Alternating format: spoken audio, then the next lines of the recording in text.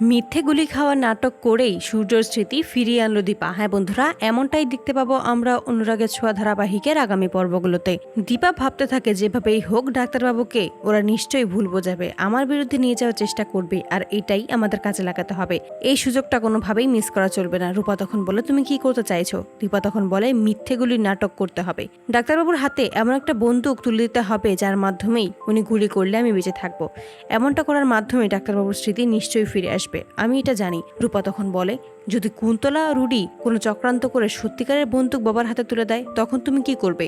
তুমি এসব কেন চিন্তা করছো না মা? তুমি নিজের জীবন বিপদে ফেলে কেন বাবার স্মৃতি ফিরিয়ে আনার চেষ্টা করছো?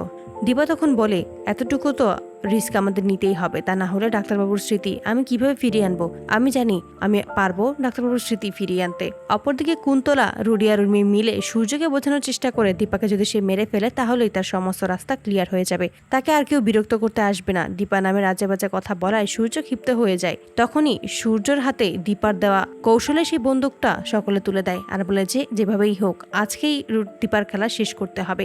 দীপা যখন সূর্যের কাছে ছুটে আসে তখনই সূর্য বলে, অনেক হয়েছে, এখন আর কোনো নাটক নয়, এবার আমি এর শেষ করব। দীপা তখন বলে, আপনি বন্দুক চালাবেন না ডাক্তারবাবু? সূর্য তখন বলে, এই নাটক শেষ করতে হলো তো এই বন্দুকটা চালাতেই হবে। এই বলেই দীপার দিকে বন্দুক তাক করে এবং গুলি ছুঁড়ে মারে। দীপা তখন ডাক্তারবাবু বলে মাটিতে লুটিয়ে পড়ে। ঠিক সেই মুহূর্তে সোনা ও রূপা দুজনেই ছুটে আসে দীপার কাছে। দীপাকে মাটিতে লুটিয়ে পড়ে থাকতে দেখেই কাছে এসে চিৎকার করে কাঁদতে থাকে। সোনা তখন চিৎকার করে বলে, তুমি এটা কি করলে বাবা? আমি মাকে ঘৃণা করি, ঠিক আছে, আমি মাকে ভালোবাসি না, কিন্তু আমি এটা কখনোই চাইনি মা আমাদের মাঝখান থেকে চলে যাক, মা মরে যাক। ঠিক সেই মুহূর্তে দীপার সাথে কাটানো মুহূর্তগুলো মনে পড়ে যায় সূর্যর। সকল স্মৃতি ফিরে আসে। স্মৃতি ফিরে আসতেই সূর্য অবাক হয়ে যায়। সে নিজের হাতে তার স্ত্রীকে মেরে ফেলেছে, এটা কোনোভাবেই সে মেনে নিতে পারে না। সূর্য তখন বলে, আমি নিজের হাতে আমার দীপাকে মেরে ফেলেছি। এইসব বলে যখন কাঁদতে থাকে ঠিক সেই মুহূর্তে দীপা চোখ মিলে তাকায় আর বলে যে, আমি জানতাম ডাক্তারবাবু আপনি কখনোই আমাকে মারতে পারবেন না। জীবিত দেখেই দীপাকে জড়িয়ে ধরে। সূর্য তখন বলে, আমার সবকিছু মনে পড়ে গেছে দীপা, সকল স্মৃতি আমার ফিরে এসেছে।